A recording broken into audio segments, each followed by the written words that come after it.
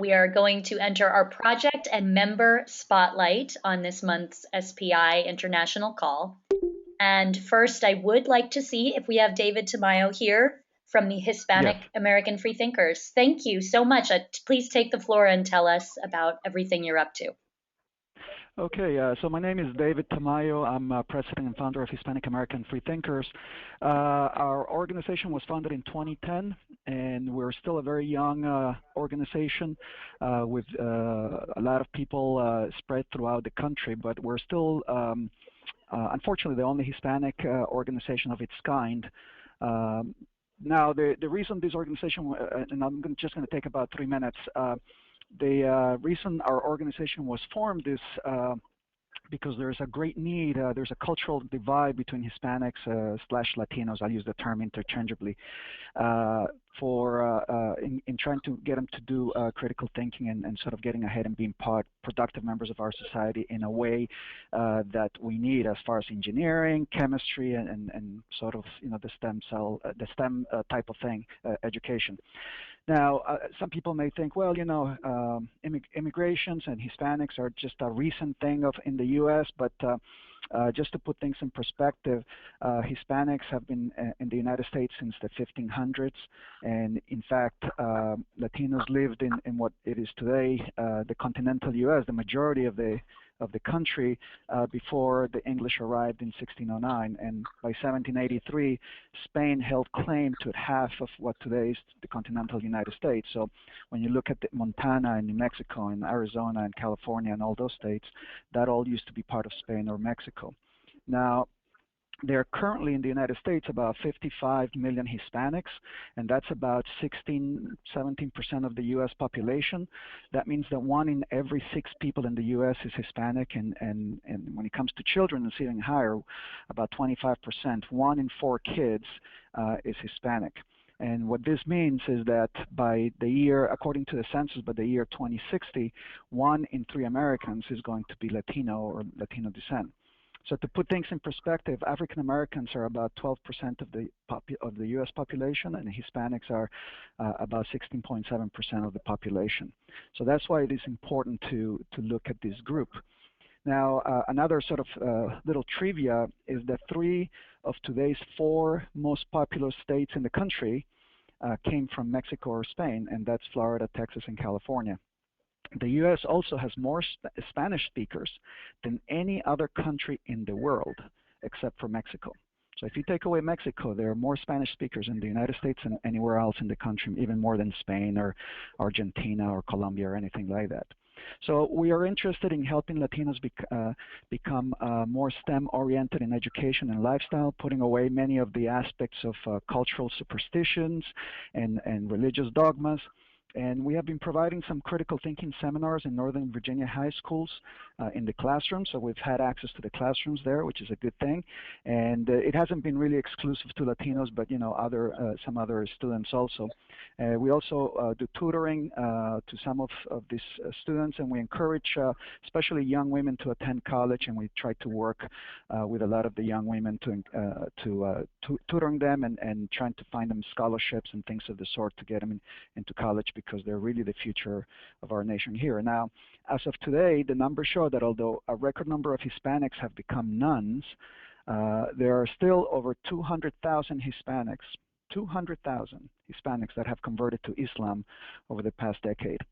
And that seems to be a continuing trend, so we'd like to fix that also.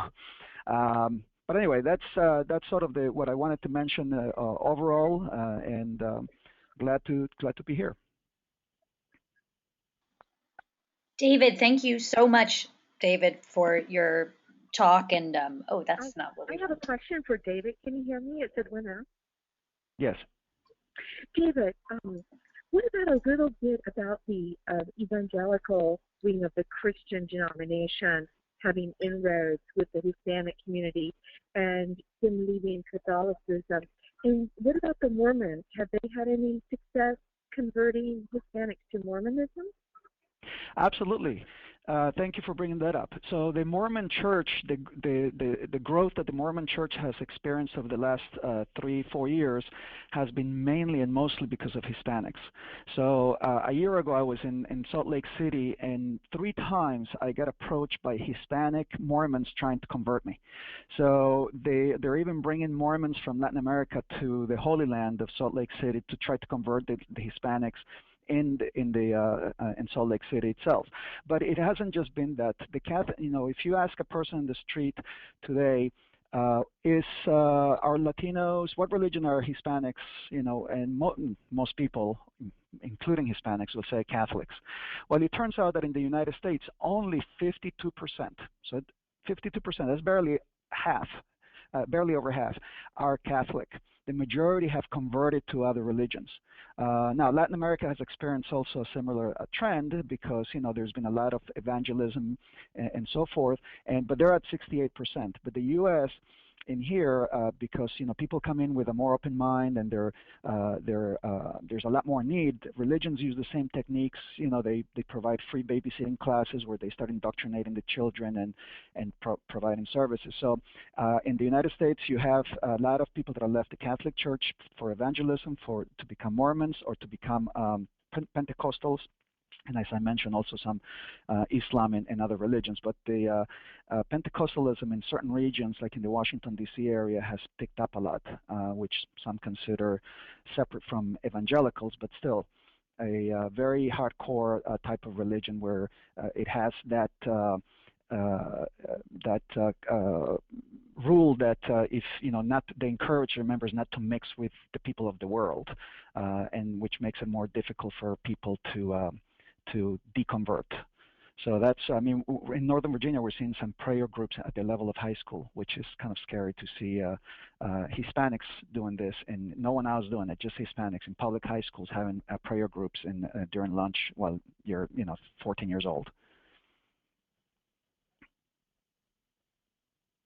David, thank you. And Edwina, thank you for the question. I want to make sure that we continue that trend. Does anyone have a question for David while he has the floor? If you do, and you're on the phone, you can press *6 to unmute yourself. If you're online, you can press the microphone button.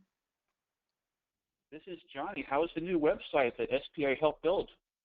Oh, we got a builder there that seems to know what he's doing. I'm actually kind of embarrassed with him because I owe some things to finish it up. But our website was hacked after we criticized Islam, and we had some hackers doing some death threats. And since they couldn't carry those death threats, I suppose, then the next best thing, they killed our website. But we had Johnny help us out, bring it up again, and but it still needs to be finished up. I'd say it's about 80% done, but we need to get that 20%, and I'm at fault for not finishing. I've been so busy lately. I agree. The website looks beautiful, and just in case you have online access, I've shared in the chat window for anyone present the link to the beautiful website, and I've also been sharing it on the screen for much of David's talk. Thanks. Any other questions? All right. Oh, I hear a question. Yes, this is Hugo. Hello. Hello, Hugo. Hugo. Hi. I find very, very, very interesting what you've been introducing to us. And I wonder if you have already established some connection with the Latin American groups of freethinkers, because it would be really a good connection for both, for those who have relatives and friends in the U.S. and for those who are in the U.S. and have friends in their native countries or Latin American countries, to feel that they are not alone and that they can cooperate in some way. So this is what I wanted to suggest, that we can work together on bringing building bridges between both regions, the ones based in the U.S. and the ones based in Latin America, in order to strengthen these groups. Absolutely, and in fact, we've been doing that. We have a lot of people that are interested in coming to Reason Rally next year, and doing some. A lot of people are wanting to come, and they can't afford a hotel, and they want to do some sort of exchange program where we can have some people come and stay in people's houses and sort of build those relationships from there also. But yeah, we've started making contacts with Mexico, Costa Rica, and a lot of other countries, Colombia, Peru. But it's definitely a network that we need to continue to develop, especially as I mentioned, having more Spanish speakers in this country than any other country except for Mexico. It's a big crowd. It's a big crowd, and yes, there's a lot of communication between people here in Latin America, and so it helps that we build those relationships. That way, when someone travels here or vice versa, which happens fairly often, then we can have some meaningful meetings and develop some friendships and ideas on how to tackle some of the common issues that we all have. Thank you, David. I think I would suggest that it would be interesting to see some sort of, I wouldn't use the word Pan-American because it's politically polluted, but yeah, I had it in my, in fact, I had it in my list here to, when I saw your name there, I had it in my list here to contact you this afternoon after the meeting. Indeed, indeed, we have to talk about this. But what I was going to suggest is to have some sort of inter-American section in the website, in your website, so as for people from outside the U.S. to jump in and to get connected, especially those who are further north of Latin America are more prone to be religious, and so it would be a good thing to do, except for Mexico, of course, which has always been very secular, at least institutionally. But for the rest, it's important to have this kind of connection. Well, I don't want to interrupt anymore. Thank you. Hugo, no interruption. And if you two don't have each other's contact info, you can share it in the chat window, or you can reach out to me, Edwina, or Johnny after the call and just make sure that you link up. Real live connections. We love that. Johnny, do you want to tell us about the United Church of Bacon project? Sure. Well, the United Church of Bacon is a parody church. Of course, the name Bacon is sort of a joke, but it's also meant to provoke a conversation, which is all churches have funny beliefs. So if we claim tax privileges or other kinds of legal privileges in the name of bacon, it kind of makes it obvious how crazy it is for churches to claim tax privileges based on their beliefs. The main goal of the church is to raise money. So we don't raise money for ourselves, but for other charities, including a whole bunch of atheist charities, or secular, I should say, charities, but also including AIDS research, cancer research, autism, a wide variety of different charities that we fundraise for because the name Bacon gets a lot of attention. I've been helping out the Church of Bacon with their new website, and of course, they're a coalition member. That's great news. Do we have any questions for Johnny about the United Church of Bacon for those who haven't heard of it before? This is Hugo again. Well, I've been an ordered minister of the Church of the Jude of the Latter Days for several years, and that was something similar to this, I think, which was named after the Jude. You remember the Great Lebowski movie? So it was. It has been established as a church and recognized in many states in the U.S. We are able to marry people and everything, and it was more or less the same approach, just making fun of established religion and so on.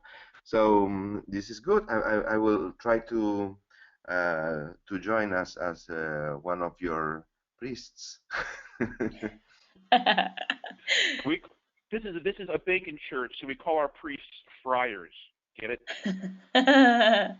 Well, there have been some news, especially in the southern part of Latin America, where I'm more active. And well, let's say the general problems which I identify, and I think we have to focus in, are basically two. One of them is the religious education in public schools or religious education funded by the public budget, which happens all over Latin America. We don't have that church and state strict separation as there is in other parts of the world, except for Uruguay, which is a very tiny and very liberal and free country. And then the other issue is women's rights and abortion. So these are two characteristics that are present all over Latin America and which unite all free-thinking atheists and progressive liberal groups around the region. So in this respect, I have to say that we have lately had some advances in some countries, like in Argentina, in the last few years. In that case, regarding same-sex marriage, which still seems to be like a dream for other Latino culture countries, even Italy, and the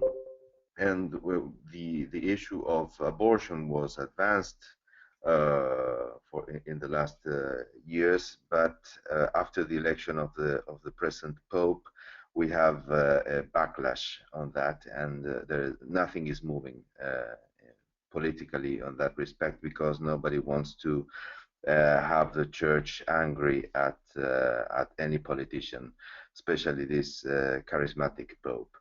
And same happens in other countries that seem to be politically on the left, like or so they say so, like Venezuela and Ecuador, where women's rights are out of discussion. Especially the president of Ecuador has expressed his will to veto any law regarding abortion, which is a major thing. Then in the last weeks, we've had a serious problem in Argentina, which is becoming more and more authoritarian and more similar to Venezuela, with the attempt of the government to take out from the court or to oust from the court, from the Supreme Court, Judge Carlos Fait, which is a liberal judge and a very progressive member of the court since the return of democracy in 1983. So they tried to impose a conservative and Catholic member of the court, and they want to oust this person because they say he's aged and he's not able to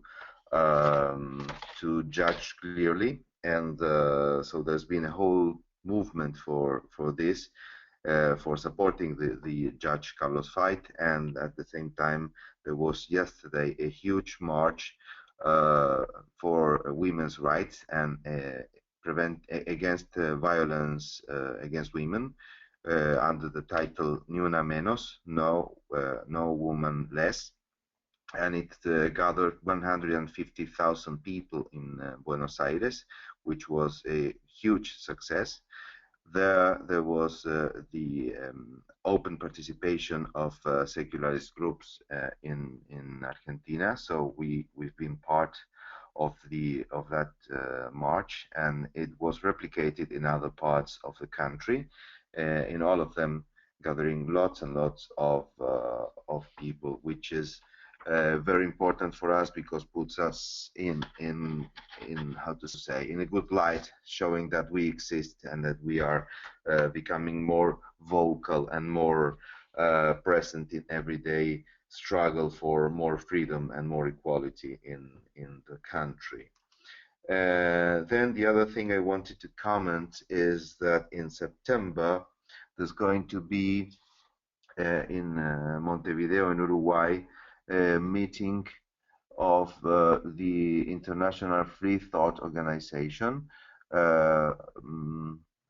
This is going to be held between the 18th and the 20th of September in Montevideo. You know, the 20th of September is considered the International Day of Free Thought because it was in 20th of September 1870 when the Vatican was defeated by Garibaldi, and it was the end of the secular power of the church.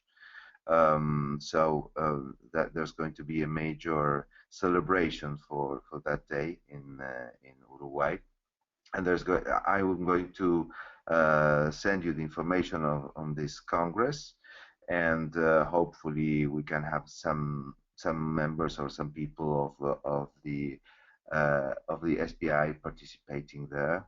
I hope so, and well, it's I think something interesting that's moving on in that respect. So that's it for this month. There's been also some problems in the other more secular country we have in the region, which is Chile, regarding education. President Michelle Bachelet is a very supportive politician in terms of equal education and secular education, but she has to struggle with the very conservative side of the country, which drives money from the public budget to support a private education, which is mostly religious based, and so she's in the middle of as we say, el jamón del sándwich, between a rock and a hard place, because she's not moving fast enough as to have university students happy, and she's moving too fast or too how to say, touching very strong interests for the right wing of the country. So she's had demonstrations from both sides, and there is a complicated situation there. Anyway, the prospects are good because it means that working on the basis of equality, which is secular, equal, and state-supported education, is happening finally in a country that's been very unequal for all its history. So this is something very good happening, and again, secularist groups are supporting the move of President Bachelet. So that's it for now. I don't know if you have particular questions. Then the other thing I wanted to mention, being me based in Italy, is that we have the chance, if the Secular Policy Institute is interested, of having a little office here to be shared with the Atheist Union in Pisa, where the Leaning Tower is. For most of you, is the way most people identify Pisa, by the Leaning Tower. So we can have it for free, and we can start also using it for propagating our destructive ideals and erode the basis of a Catholic society. In any case, that's an offer I got 3 or 4 days ago, and so I just wanted to comment it with you in case you are interested, for us to take advantage of that thing. So that's it. Thank you very much. Thank you so much. Was someone else wanting to ask Hugo a question? Yes. Yeah. Hi, it's Edwina. So thank you, Hugo. That was a wonderful report, and I'll be in touch. Of course, we would love to have the office of Pisa, and we would love to have a representative at the Congress that's going to be in Uruguay, September 18, 19, and 20th. And we'd also love to advertise and market that particular event, just so we can get other people to attend. And so about Jason Heap and United College for Reason, I had sent him the wrong passcode to get in, because, you know, with GoToMeeting, it constantly gets updated and changed every month. So sorry about that, Jason, but we have you now. And we'd love to go ahead and turn the floor over to Jason Heap with United Coalition for Reason, that they have all kinds of exciting things going on. And thank you, Hugo, for your talk. Okay. Good morning or afternoon to wherever people are in different parts of the world. The thing that I'm enjoying about what we've been doing recently with United Core is being able to connect with you and make the things that you're doing in your particular organization accessible to people in local context here in America. United Core started in 2009 in February, actually in Philadelphia, with 5 groups who decided that they would combine their resources and their expertise and their opinions, as well as their experiences, to be able to strengthen secular and non-theistic representation in their local areas. What they hadn't noticed at the time is that those 5 people in that 5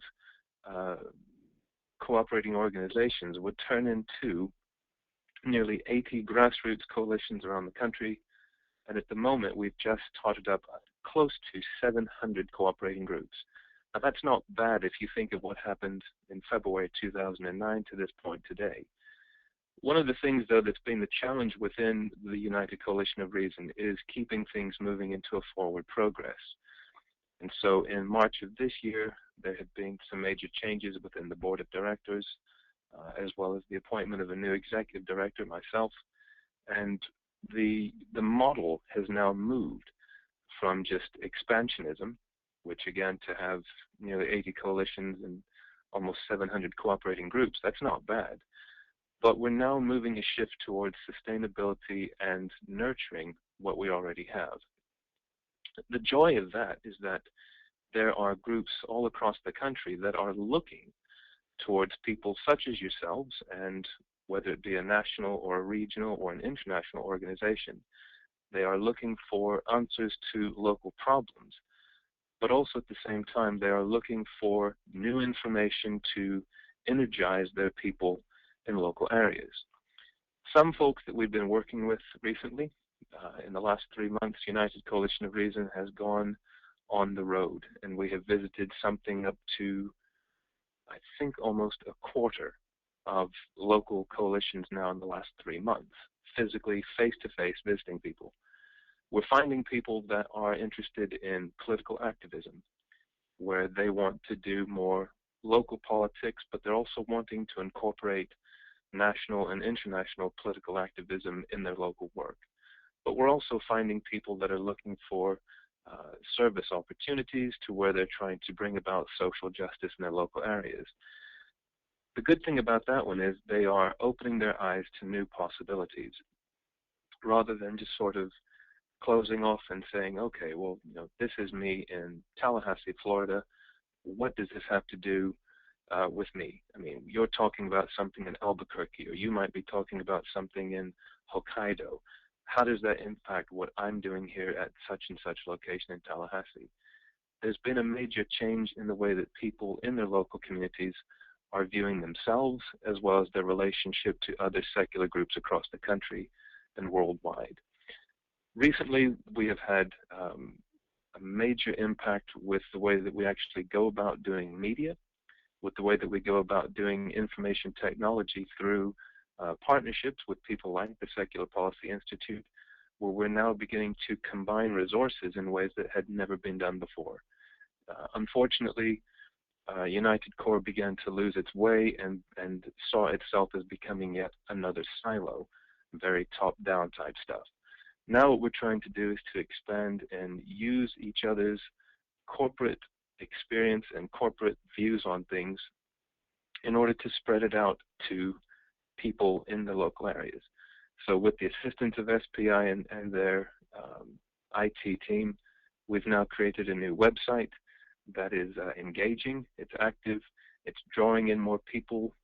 Our social media has expanded exponentially just in this last quarter alone with the amount of people that we're reaching. We're also checking very carefully the demographics as to who is engaging with the things that we put out there, because again, we're not looking for just one particular type of person. We're trying to be as inclusive to the needs, the identities, and the desires of as many local groups as possible. So again, we can share best practice and share best ideas for progress rather than stagnation. So What I'm hoping in the next quarter, we just had our quarterly board meeting actually 2 days ago, is to be able to link in more with SPI associates, both locally and globally, to be able to provide new ideas and new ways of doing things for our local groups so that they can become more excited. They can also become inclusive in their outreach and draw more people in. Because the way that we describe things in United Core is like a cafeteria. There is something there for everybody, something that meets each other's needs, something that meets each other's identities and desires, so that everybody feels as if they have made a positive contribution to secular movements at the local levels. So I would encourage as many people as possible to get in touch with United Core and let us know what you're doing, what kind of things we can do ourselves to adapt and to change so that there is more connection between global and national work and to make it applicable in local grassroots communities. Thank you.